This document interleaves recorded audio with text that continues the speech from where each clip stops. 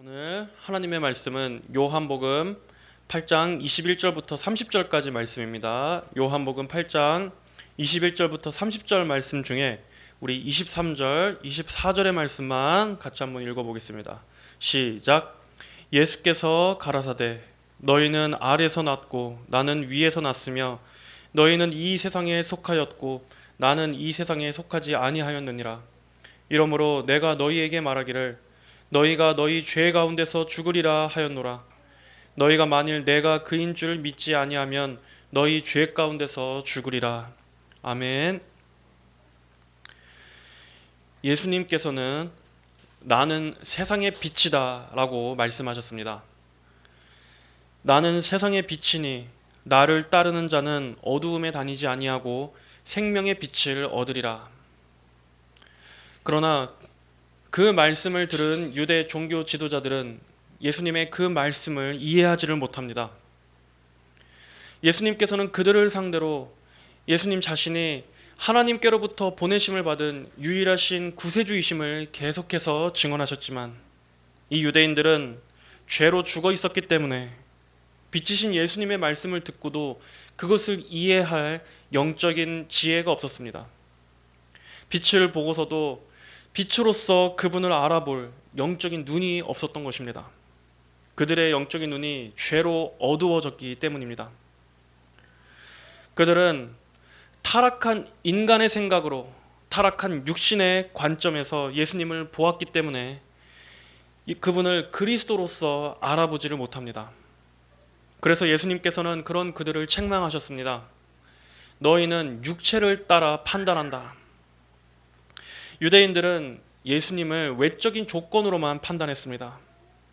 예수님께서 나사렛이라는 촌구석 출신이기 때문에 또 그분은 가난한 목수의 아들이었기 때문에 육신의 눈으로는 흠모할 만한 것이 없는 그러한 모습으로 오셨기 때문에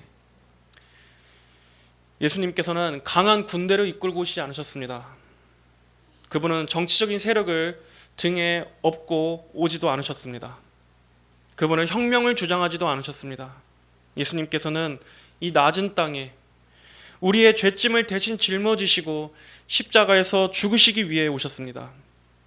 섬김을 받으시기 위해서가 아니라 섬기시러 오셨습니다. 예수님에게서는 어떠한 세련됨도 또 이 세상이 좋아할 만한 매력도 없었습니다. 타락한 죄인들의 기호를 만족시켜줄 그러할 만한 요소가 예수님께는 없으셨습니다. 예수님은 오직 믿음의 눈으로 볼 때에만 그분이 그리스도이심을 알 수 있었습니다. 사람이 하나님을 알기를 원한다면 육신의 눈으로 하나님을 알려고 하는 시도를 버려야 합니다. 사람의 지식으로, 철학으로, 또 종교에 대한 일반적 상식으로 그러한 육신의 관점에서 하나님의 계신 이 성경을 이해하려고 해서는 안 됩니다. 죄로 타락한 인간이 어떻게 하나님을 알 수 있느냐? 하나님 앞에 엎드림으로써 알 수 있습니다. 말씀 앞에 자신을 완전히 엎드리고 부인하고 겸손히 성령의 조명하심을 구하며 은혜를 간절히 구할 때 하나님을 알 수 있는 것입니다. 하나님께서는 인간의 알량한 지식으로 이렇다 저렇다 논하는 대상이 아니십니다. 하나님께서는 창조주이시고 인간은 피조물입니다. 하나님은 영원하신 하나님이시고 우리 인간은 죽을 수밖에 없는 유한한 존재입니다. 하나님은 무한히 거룩하신 분이시고 우리 인간은 부패한 죄인일 뿐입니다. 우리 인간의 생각과 감정과 의지 모두가 죄로 오염되고 죄의 부패의 영향을 받은 어쩔 수 없는 죄인인 것입니다. 그런 존재가 하나님을 아는 것에는 오직 은혜뿐입니다. 하나님 편에서 베풀어 주시는 그 긍휼, 은혜, 여기에 전적으로 의탁하지 않는다면 죄인된 인간의 망가진 전인으로는 하나님을 알 수 없는 것입니다. 사람은 하나님 앞에 엎드려야 합니다. 그분께서 주시는 은혜에 전적으로 기대야만 합니다. 그러한 태도로 하나님을 사모할 때 하나님께서는 하나님을 알게 해주시고 하나님을 경외하는 지식을 주십니다. 하나님의 계신 성경 말씀을 바르게 깨닫고 이해할 수 있는, 바르게 해석할 수 있는 은혜를 주십니다. 그리고 그리스도를 보내주신 하나님 아버지의 성품과 그 영광을 보게 해주십니다. 이어지는 오늘 21절부터의 내용에서도 계속해서 예수님과 바리새인들과의 논쟁이 이어지고 있습니다. 여기에서도 하나님과 죄인인 인간 사이에 있는 이 무한한 간극이 있음을 보여주고 있습니다. 21절에 다시 이르시되 내가 가리니 너희가 나를 찾다가 너희 죄 가운데서 죽겠고 나의 가는 곳에는 너희가 오지 못하리라. 예수님께서는 이 말씀을 지난 7장 34절에서도 말씀하셨었습니다. 7장 34절에 너희가 나를 찾아도 만나지 못할 터이요 나 있는 곳에 오지도 못하리라. 이 말씀은 바리새인들을 향한 예수님의 무서운 심판의 선고입니다. 곧 그들에게 예수님과의 영원한 분리를 선고하시는 것이었습니다. 단순히 그들이 무지해서만이 아닙니다. 조금 지식이 부족하고 또 약간의 오류가 있어서 그것 때문에 지금 예수님께서 그들이 너희가 아무리 나를 찾는다고 해도 너희는 내가 있는 곳에 올 수 없다라고 말씀하신 것이 아닙니다. 예수님께서는 그들의 무지 때문에 그들을 떠나시는 것이 아닙니다. 바로 그들이 교만해서입니다. 예수님의 그 말씀을 겸손히 들으려고 하지 않고 겸손히 배우려 하지 않고 또 겸손히 귀를 기울이려고 하지 않기 때문에 그럼에도 끝까지 교만하고 고집을 부리기 때문에 그것 때문에 정죄를 받는 것입니다. 여러분, 우리가 설령 무지할 수는 있습니다. 그러나 교만해서는 안 됩니다. 무지는 겸손한 가운데 우리가 배우고 또 수정하고 고쳐나가면 나아질 수 있습니다. 그러나 무지하면서도 거기에다가 교만하기까지 하고 고집이 더해지면 그러한 사람에게는 답이 없습니다. 그러한 사람에게서는 나아질 여지를 기대할 수 없는 것입니다. 어거스틴은 하나님 앞에서 가장 큰 덕목은 첫째도 겸손이요 둘째도 겸손, 셋째도 겸손이라고 말했습니다. 겸손한 사람이 하나님 안에서 더 잘 빚어질 수 있고 또 겸손한 성도가 영적으로도 더 잘 성장할 수 있습니다. 겸손하지 않으면 매를 더 많이 맞습니다. 겸손하지 않으면 고생을 많이 합니다. 인생을 많이 허비하게 됩니다. 우리는 말씀 앞에 겸손한 태도, 겸손한 마음을 가져야 합니다. 절대로 교만해서는 안 됩니다. 우리 스스로 뭐가 된 것처럼 여겨서는 안 되는 것입니다. 이 유대인들이 겸손했다면 예수님께서 그들을 떠나셨겠습니까? 이들은 예수님께 겸손히 여쭤봤을 것이고 예수님은 그들의 질문에 대답해 주셨을 것입니다. 예수님께서 앞으로 가실 길에 대해서 그분의 고난과 죽음과 부활과 승천에 대해서 그리고 예수님께서 다시 올라가실 그 하나님 아버지의 집에 대해서 그들은 많은 것들을 들을 수 있었을 것입니다. 하지만 그들은 1차적으로는 죄로 죽어 있었기 때문에 그리고 2차적으로는 그들이 교만하고 고집스럽게 귀를 막았기 때문에 예수님을 그들로부터 떠나시게 만들었습니다. 내가 가리니 하나님의 은혜를 거절하고 마음을 닫기를 결심한 자들로부터 예수님께서는 떠나십니다. 다시 한번 강조하지만 그들이 예수님을 모른다는 이유로 주님께서 떠나시는 것이 아닙니다. 그들이 마음을 굳게 닫기로 결심했기 때문에 귀를 막으려고 결심했기 때문에 그들을 떠나신 것입니다. 하나님께서는 구원을 구걸하시는 분이 아니십니다. 오늘날 기독교인들이 하나님에 대해서 어떻게 생각하고 있습니까? 오늘날 교회 다니는 사람들이 생각하는 하나님은 죄인들의 마음의 문이 열리기를 기다리시면서 눈물을 흘리며 처량하게 문을 두드리시는 그러한 하나님을 상상합니다. 하지만 하나님께서는 그런 유약한 분이 아니십니다. 하나님께서는 물론 죄인들을 향해서 오래 참아주시고 인내하시는 분이시지만 그럼에도 끝까지 계속해서 그리스도를 거부하기를 고집하는 자들에게 있어서는 하나님께서도 발을 터십니다. 그러므로 사람은 하나님 앞에 기고만장해서는 안 됩니다. 구원에 있어서 하나님께서는 우리에게 은혜를 주시는 것이지 마치 우리를 구원하셔야 될 의무를 짊어지고 계신 것은 아니시기 때문입니다. 하나님께서는 사랑하시는 독생자를 내어주실 만큼 가장 소중한 것을 우리의 구원을 위해 내어주셨습니다. 십자가에 거룩하신 성자 하나님을 제물로 내어주신 것입니다. 이보다 더 크고 완전한 희생은 없습니다. 이보다 더 큰 은혜와 호의는 없습니다. 하나님께서는 하나님이 하실 수 있는 가장 큰 희생을 감수하셨습니다. 우리의 구원을 위해서. 그런데도 이 사랑 앞에서도 마음을 닫는다면 그 사람에게는 영원한 분리만 남을 수밖에 없는 것입니다. 그가 하나님께로부터 분리되기를 간절히 원했기 때문에 하나님께서도 그에게 은혜를 거두십니다. 이것이 가장 무서운 심판입니다. 요한복음 3장 18절 저를 믿는 자는 심판을 받지 아니하는 것이요 믿지 아니하는 자는 하나님의 독생자의 이름을 믿지 아니함으로 벌써 심판을 받은 것이니라. 주님의 말씀에 유대인들은 어떻게 반응합니까? 22절에 유대인들이 가로되 저가 나의 가는 곳에는 너희가 오지 못하리라 하니 저가 자결하려는가? 그들은 예수님의 말씀을 듣고서 지금 저 예수가 자기가 가는 곳에는 우리가 따라오지 못할 것이라고 말하는데 설마 저자가 지금 자살하려고 하는가? 하고 예수님의 말씀을 놓고 비아냥거렸습니다.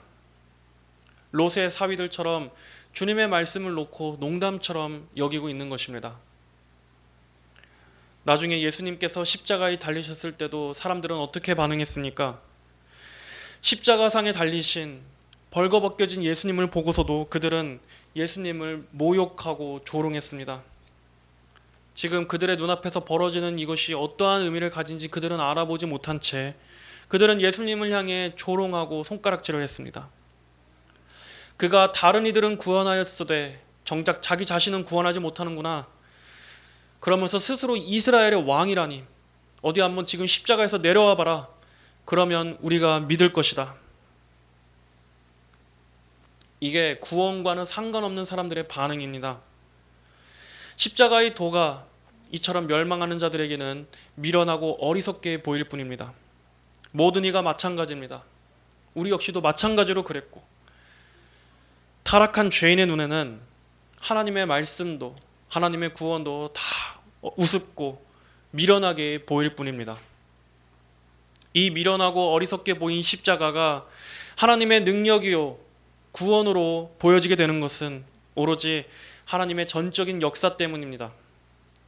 하나님께서 위로부터 우리를 거듭나게 하시고 믿음을 일으켜 주셨기 때문에 믿게 되어지고 보게 되어지는 것이지 결코 믿음은 구원은 우리 안에서 나오는 것이 아닙니다. 혈통으로나 육정으로나 사람의 뜻으로 나지 않고 오직 하나님께로부터 나야지만 그리스도가 믿어질 수 있는 것입니다. 복음이 이해되는 것입니다. 말씀을 깨닫고 순종하고 변화되어지는 것입니다. 예수님께서는 그들의 실체를 밝히십니다. 23절 예수께서 가라사대 너희는 아래서 났고 나는 위에서 났으며 너희는 이 세상에 속하였고 나는 이 세상에 속하지 아니하였느니라. 아래에서 나고 이 세상에 속한 이것이 모든 인간의 실상이자 실체입니다. 예수님께서는 위로부터 오신 분이십니다. 예수님은 하늘 보좌에서 이 땅으로 내려와 육신의 몸을 입으신 분입니다. 그리고 그분은 영광스러우신 하나님이십니다. 그러나 우리는 땅에 있습니다. 우리는 아래에서 났습니다. 우리는 죄 가운데 태어나서 죄의 종로로 타다가 죽을 수밖에 없는 아담의 후손입니다. 일평생 마귀의 노예로 살다가 죄 가운데 멸망할 수밖에 없는 그러한 존재가 바로 우리 인간, 나 자신입니다. 이처럼 하나님과 인간 사이에는 무한한 거리가 있기 때문에 우리는 본질상 거룩하신 하나님께로 가까이 갈 수가 없는 존재입니다. 그렇기 때문에 구원은 아래에서부터 출발하는 것이 아니라 위로부터 내려오는 것입니다. 인간 스스로 종교적 고행을 하고 선과 공로를 쌓고 내가 죽어라 노력해서 내가 수련을 해서 얻어내는 것이 아니라 구원은 하나님께로부터 시작하는 것입니다. 하나님께서 건져주시는 것이고 하나님께서 위로부터 거듭나게 하셔서 죽은 영혼을 살리시는 그 영적 생명으로 거듭나게 하셔서 우리 사람이 위에 계시는 분을 믿어지게 하시는 것입니다. 아래에서부터 위로 출발하는 구원은 불가능합니다. 그런데 타락한 인간의 생각으로 이 구원을 이해하려고 하니까 사람이 수많은 오류에 빠지는 것입니다. 아래에서부터 하나님을 알려고 하고 아래에서부터 스스로 구원의 길을 생각하려고 하니까 애쓰면 애쓸수록 결과가 어떻습니까? 애쓰면 애쓰고 노력하면 노력하고 고안하면 고안할수록 점점 더 이 성경의 구원과는 더 멀어지는 쪽으로 가게 되는 것입니다. 그러므로 중보자 되시는 예수님의 구속 사역과 예수님의 인격, 그분을 의지하지 않고서는 아무도 하나님께 가까이 갈 수가 없습니다. 하나님과 원수였던 우리가 하나님과 화평을 이루기 위해서는 중보자 되시는 예수님을 의지하는 것이 절대적인 것입니다. 이 중보자 외에는 죄된 인간이 하나님과 관계할 다른 길이 없습니다. 피 흘림이 없이는 죄사함이 없다고 하셨는데 내 죄를 대신해서 예수님께서 대신 피를 흘려주셨구나. 내가 그분께서 흘리신 그 피의 공로로 그분의 은혜로 용서받는 거구나. 그분께서 다 이뤄놓으신, 다 이미 완전히 성취하신 그 구원으로 내가 용서받고 의롭다 하심을 여김을 받는 거구나. 내가 죽어라 애쓰고 내가 내 자신으로서 하나님께 인정받고 용납받으려고 하는 이 자체가 내가 행위로 하나님 앞에 나아가려고 했었던 것이구나. 구원은 행위가 아니라 은혜구나. 주님께서 이뤄놓으신 그것을 믿음으로써 구원받는 것이구나. 하나님께서는 이렇게 구원이 되도록 정해 놓으신 것입니다. 사람은 아래에서 출발해서 하나님께로 갈 수 없습니다. 사람은 하나님 편에서 은혜로 제공하시는 그 모든 것을 그저 받는 존재일 뿐입니다. 믿음은 내가 하나님을 믿음으로써가 아니라 하나님께서 주시는 그것을 받음으로써 믿음으로 그것을 받는 것입니다. 이사야서 53장 56절에서도 어떻게 말씀합니까? 그가 찔림은 우리의 허물을 인함이요 그가 상함은 우리의 죄악을 인함이라. 그가 징계를 받음으로 우리가 평화를 누리고 그가 채찍에 맞음으로 우리가 나음을 입었도다. 우리는 다 양 같아서 그릇 행하여 각기 제 길로 갔거늘 여호와께서는 우리 무리의 죄악을 그에게 담당시키셨도다. 여기서도 양같이 그릇 행한 우리가 우리의 고집대로 우리는 행했을 뿐이지만 하나님께서 우리 스스로 교정하고 우리 스스로 고치라고 말씀하시지 않고 뭐라고 말씀하십니까? 그가 찔림, 그가 상함, 그가 징계를 받고 그가 채찍에 맞음으로 우리 무리의 죄악을 그에게 감당시키셨도다.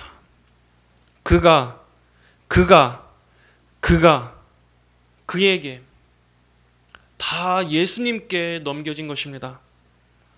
우리가 받아야 할 모든 심판과 형벌이 예수님에게 전가된 것입니다. 예수님께서 대신 받으시고 대신 감당하신 것입니다.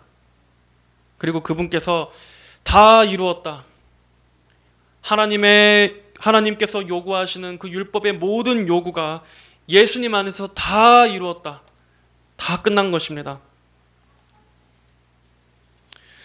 하나님이 세상을 이처럼 사랑하사 독생자를 주셨으니 이는 저를 믿는 자마다 멸망치 않고 영생을 얻게 하려 하심이니라. 하나님께서는 그리스도를 통해 다 이뤄놓으시고 완전하신 구원을 우리에게 은혜로 제공하십니다. 그러나 사람들은 그 은혜와 호의를 거부합니다. 빛이 세상에 왔지만 빛보다는 어두움을 더 사랑해서 빛을 미워하고 빛으로 오지 않습니다. 그러한 자들에게 성경이 최종적으로 해줄 말은 너희가 너희 죄 가운데서 죽으리라 라는 이 말씀뿐입니다. 예수님께서는 이 말씀을 오늘 3번이나 하셨습니다.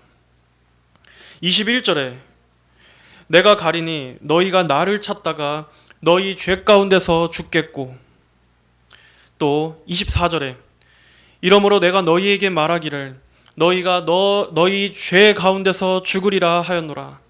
만일 내가 그인 줄 믿지 아니하면 너희 죄 가운데서 죽으리라. 만일 내가 그인 줄 믿지 아니하면 너희 죄 가운데서 죽으리라.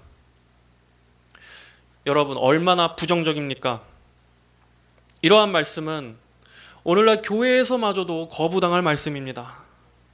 만약에 큰 대형 교회에서 주일에 갔는데 이런 내용을 전한다고 한번 생각해 보십시오.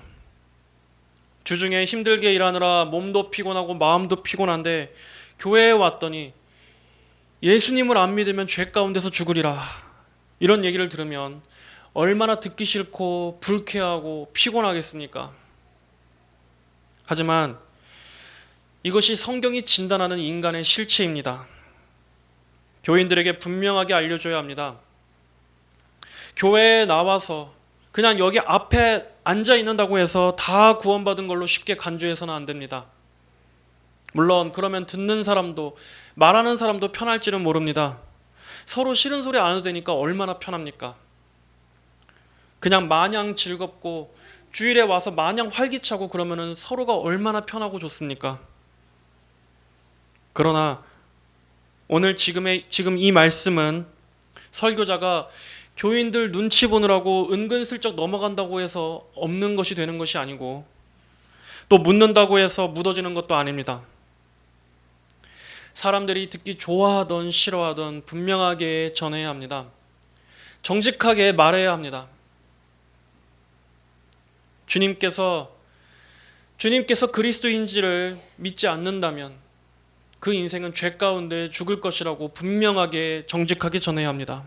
그래서 교회 안에 있는 사람들도 내가 정말 예수님이 없다면 나는 죄 가운데서 죽겠구나 하는 것을 알도록, 그래야 목사도 망하지 않고 교인들도 망하지 않을 수 있습니다.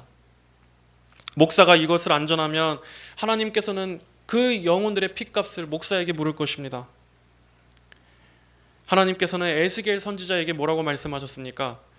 에스겔 3장 17절부터 21절에 인자야, 내가 너를 이스라엘 족속의 파수꾼으로 세웠으니 너는 내 입의 말을 듣고 나를 대신하여 그들을 깨우치라. 가령 내가 악인에게 말하기를 너는 꼭 죽으리라 할 때 네가 깨우치지 아니하거나 말로 악인에게 일러서 그 악한 길을 떠나 생명을 구원케 하지 아니하면 그 악인은 그 죄악 중에서 죽으려니와 내가 그 핏값을 네 손에서 찾을 것이고, 네가 악인을 깨우치되 그가 그 악한 마음과 악한 행위에서 돌이키지 아니하면 그는 그 죄악 중에서 죽으려니와 너는 내 생명을 보존하리라.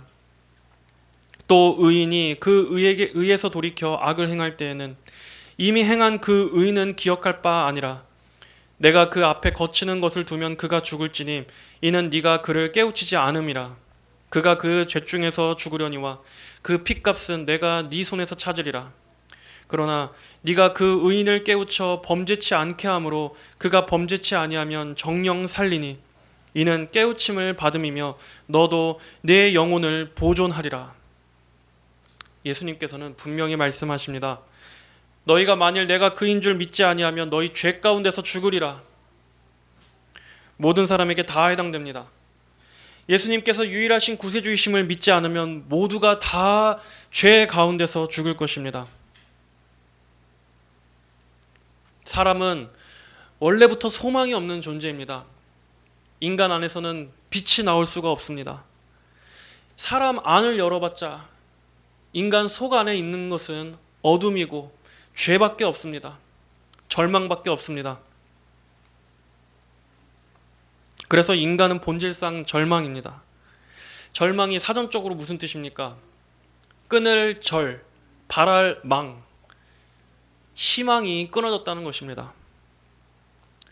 사람이 어떤 위기가 닥쳤을 때만 절망스러운 것이 아니라 그리스도가 없는 인생은, 하나님으로부터 지금 떠나 있는 그 인생은 그가 아무리 성공을 하든 화려하게 살든 이미 절망 상태에 있는 것입니다. 그에게 무슨 희망이 있습니까? 어차피 지금도 죄 가운데 있고 죄 가운데 죽을 텐데, 이제 죄 가운데 멸망할 것만 남았는데, 그런데도 사람은 이 생에서 열심히 자기 영광을 위해 삽니다. 죄 가운데 있으면서도 돈 버는데 혈안이 돼 있고, 자기의 목표를 세우고, 죄 가운데 있으면서도 자기의 비전을 위해서 노력하고 개발하고. 그러나 인간에게 필요한 것은 개발이 아니라, 개선이 아니라 구원입니다. 위로부터 주시는 영적 생명으로 거듭나지 않는 이상 아래에서 태어난 인간 자체 안에서는 구원이 없습니다. 여러분, 인간에 대해서 너무 대단한 환상을 갖지 마십시오. 그가 얼마나 돈을 많이 벌든, 얼마나 성공한 사람이든, 얼마나 출세한 사람이든, 그가 얼마나 많이 배운 사람이든, 높은 자리에 있는 사람이든 아무 상관이 없습니다. 아무리 대단한 업적을 세운 인물이라 할지라도 그가 예수님을 믿지 않는다면, 저 영혼은 지금 죄 가운데 살다가 결국 죄 가운데 멸망하겠구나. 저 사람도 속히 회개하지 않고 예수님께로 오지 않는다면 결국 일평생 어둠 속에 살다가 결국 죄 가운데 죽겠구나 하는 이런 생각이 들어야지. 근데 교회 다니는 사람들도 어떻습니까? 그런 사람들을 보면서 와, 부럽다. 나도 제발 저렇게 좀 살게 좀 해주세요, 하나님. 저도 제발 저렇게 성공해서 선한 영향력 좀 끼치게 해주세요. 겉으로만 선한 영향력이지 실제로 그 속내는 결국 뭡니까? 성공, 자기 소원 성취. 그러나 여러분, 성도는 이 세상에서의 성공을 절대 부러워할 필요가 없습니다. 죄 가운데 살다가 죄 가운데 죽을 인생이 뭐가 부럽습니까? 평생 하나님 없이 살다가 멸망하는 인생이 뭐가 그렇게 부럽습니까? 아무리 그가 많은 것을 가졌어도 결국 그것 때문에 오히려 그가 하나님을 찾지도 못하고 보지도 못하게 생겼는데, 하나님 없이 사는 인생이 뭐가 부럽습니까? 하나님이 없는 인생은 평생 우상만 섬기다가 가는 것입니다. 하나님께서 우상에 대해서 경고하실 때마다 항상 거기에 뭐라고 말씀하셨습니까? 너는 자기를 위하여 새긴 우상을 만들지 말고, 자기를 위하여 새긴 우상을 만들지 말고. 우상 숭배의 특징은 결국은 다 자기를 위하여입니다. 이것이 가장 밑바닥에 깔려있는 우상 숭배의 핵심입니다. 자기를 위하여. 사람은 본래 하나님을 경외하고 하나님을 예배하고 하나님을 위하여 살도록 지음받았습니다. 그러나 첫사람 아담의 불순종으로 인간이 타락해서 어떻게 되었습니까? 하나님이 아닌 나를 중심으로 나를 위하여 살게 되었습니다. 하나님은 밀쳐버리고 오로지 나를 위하여, 내가 잘 되기 위하여, 내 이름이 드러나고 나만 생각하고 나만 바라보며 나를 만족시키는 삶, 오로지 내가 중심된 이 나라는 자아만을 추구하며 내가 절대적인 기준이 되어버린 삶, 하나님이 절대 기준이었어야 하는 인간이 나를 절대 기준으로 하는 인간이 이렇게 나를 위하여가 되어버린 것입니다. 특정 종교가 있던 없던 나를 위하여, 자기를 위하여 사는 삶은 지금 다 누구라도 우상숭배자입니다. 그런 점에서 본다면 결국 인간은 모든 이가 다 우상숭배자입니다. 자기가 자기의 신인, 평생 나를 위하고 나를 섬기고 나를 예배하기 위해서 살아가는 이러한 우상 숭배의 본성을 사람은 태어날 때부터 가지고 태어나는 것입니다. 교회 다니고 하나님 믿는다고 말하면서도 그건 역시도 결국 자기를 위하여 믿는다면 여전히 우상 섬기듯 하나님을 생각하는 것입니다. 나를 위하여가 아니라 주를 위하여가 되어야 합니다. 주를 위한다고 해서 내가 무슨 대단한 업적을 이루겠다.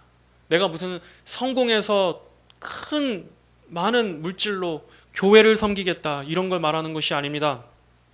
여전히 내가 무언가를 함으로써 인정을 받고 내가 무언가를 함으로써 이루어내고 내가 무언가를 함으로써 하나님께 어떻게 보여지고 하는 이것 자체를 버려야 합니다. 자기를 위하여에서 주를 위하여로 바뀐다는 것은 예수님을 믿음으로 이제는 내 삶을 완전히 주님의 것으로 드린다는 것입니다. 내 존재 전체를 완전히 주님께 의탁하고 맡기는 것입니다. 내가 왕됨의 자리에서 내려와서 주님께서 나의 왕이 되는 것입니다. 나는 점점 더 없어지고 나는 점점 더 날마다 죽고 사라지고 점점 주님이 크게 보여야 합니다.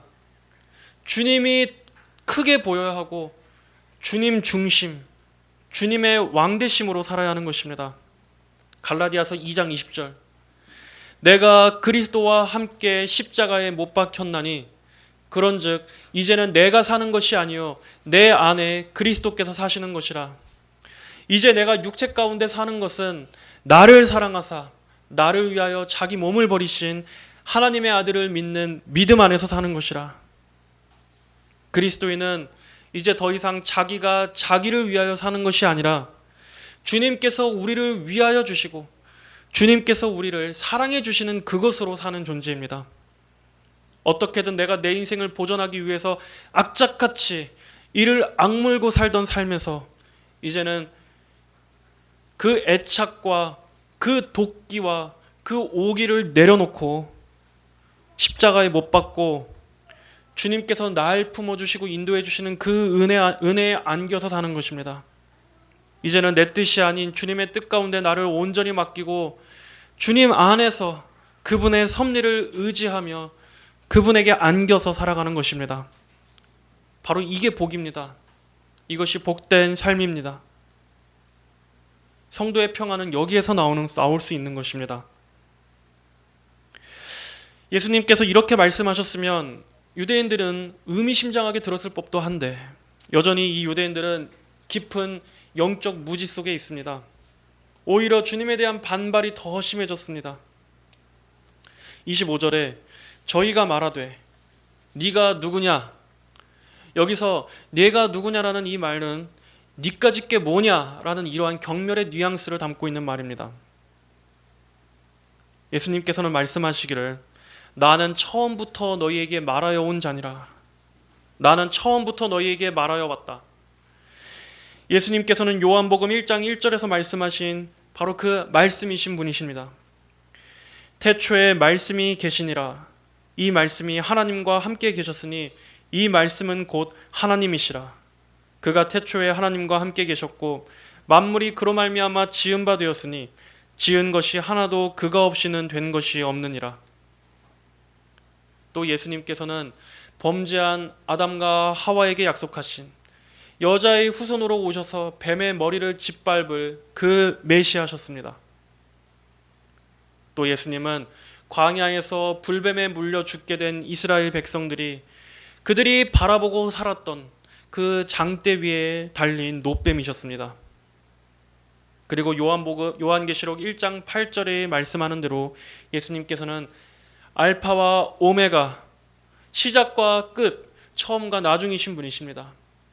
이제도 있고 전에도 있었고 장차 올 자요 전능한 자, 창조주이시며 구속주이시며 심판주로서 오실 분, 바로 처음부터 너희에게 말하여 온 자. 네가 누구냐라고 빈정거렸던 이들이 마땅히 엎드려 경배해야 할 분이 바로 하나님이신 그리스도셨습니다. 그러나 27절을 보면 유대인들은 여전히 깨닫지를 못합니다. 여기서 깨닫지 못했다라는 말은 고의적으로 인정하지 않았다라는 뜻입니다. 청교도 매튜 헨리는 불신은 치료를 거부하는 죄라고 말했습니다. 불신은 치료를 거부하는 죄입니다. 못 믿는 것이 아니고 안 믿는 것입니다. 치료책을 주셨음에도, 은혜로 제공해 주셨음에도 거부하는 것이 불신이기 때문에 정죄를 받는 것입니다. 그것이 심판의 이유가 되는 것입니다. 그러나 그들이 언제 인정하게 되겠습니까? 28절. 이에 예수께서 가라사대 너희는 인자를 든 후에 내가 그인 줄 알고 또 내가 스스로 아무것도 하지 아니하고 오직 아버지께서 가르치신 대로 이런 것을 말하는 줄로 알리라.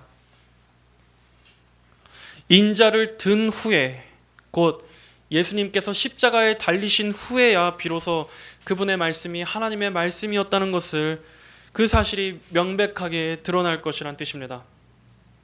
예수님께서 십자가에서 숨을 거두셨을 때 성소의 휘장이 위에서부터 아래로 찢어지고 무덤이 열리면서 자던 성도들이 일어나는 것을 그들이 보면서 그들은 그제서야 예수님께서 참으로 하나님의 아들이신 것을 알고 두려워했습니다. 마태복음 27장 54절.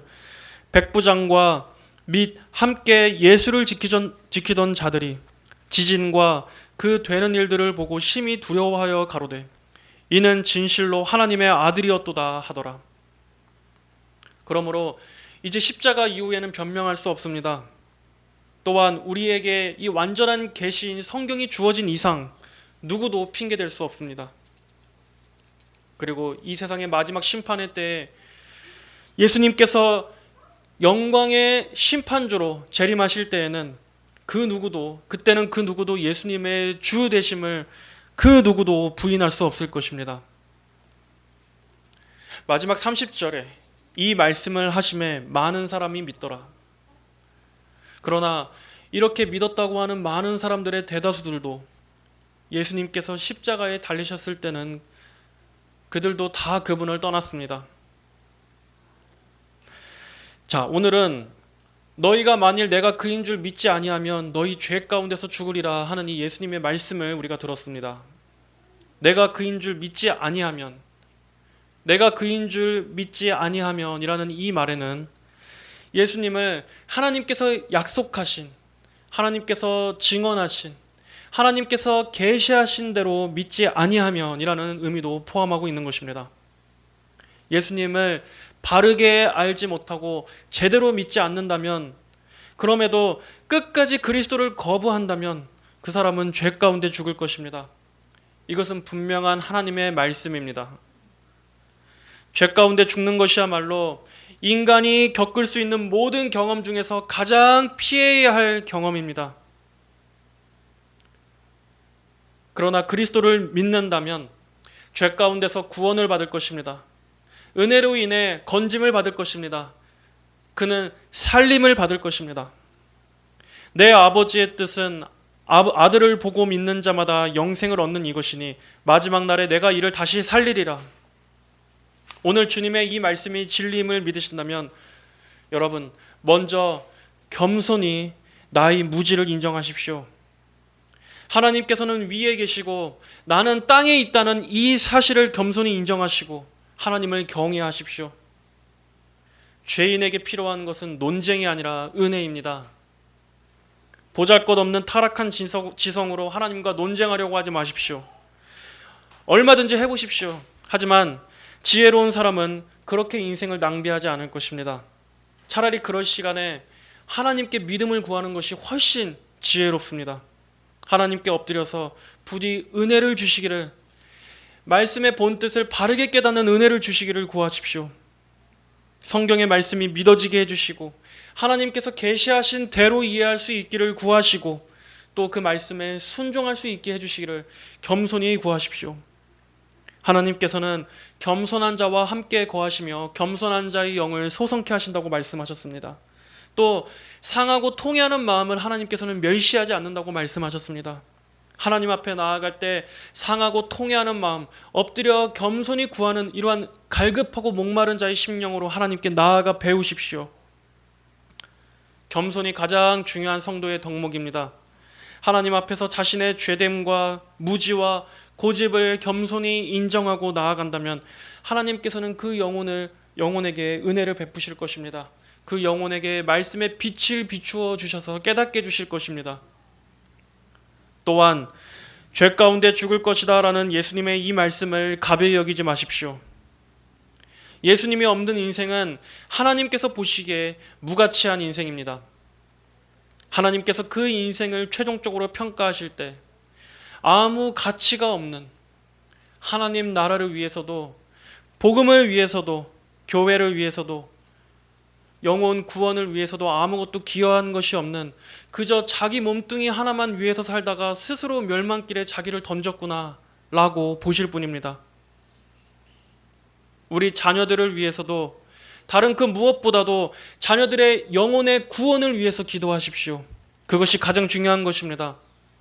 아무리 이 세상에서 우리 자녀들이 성공하고 출세한다고 할지라도 그들이 평생토록 예수님 안 믿고 살다가 죄 가운데 멸망에 죽는다면, 하나님께서 주신 소중한 우리 자녀들의 영혼이 평생 죄 가운데서 살다가 예수님도 제대로 안 믿고 그렇게 멸망한다면 그것만큼 비참한 것이 어디 있겠습니까? 우리 아이들의 소중한 영혼이 영원히 하나님과 분리돼서 어둠 가운데 멸망한다면 그것은 너무나 슬픈 일일 것입니다.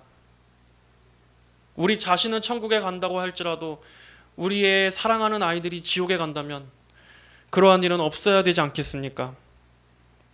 진짜 거듭난 부모라면 우리 자녀들의 장래에 대한 그 어떤 문제보다도 가장 먼저 우리 아이들의 영혼 구원에 관한 문제가 가장 중차대한 문제일 것입니다. 이제 말씀을 맺겠습니다. 성도는 결코 죄 가운데 죽지 않습니다. 성도는 이제 죄가 왕노릇하는 삶이 아니라 은혜가 우리를 주장하는 복된 삶을 살게 되었기 때문입니다. 그러한 귀한 은혜를 받았다면 이제 우리는 어떻게 살아야 하겠습니까? 우리는 주님을 위해 살아야 할 것입니다. 성도 여러분, 주님을 위해 사십시오. 주님을 위해 여러분의 남은 삶을 들으십시오. 우리의 인생은 너무나 짧습니다. 하나님께서 주신 이 인생은 지극히 유한한 짧은 인생일 뿐입니다.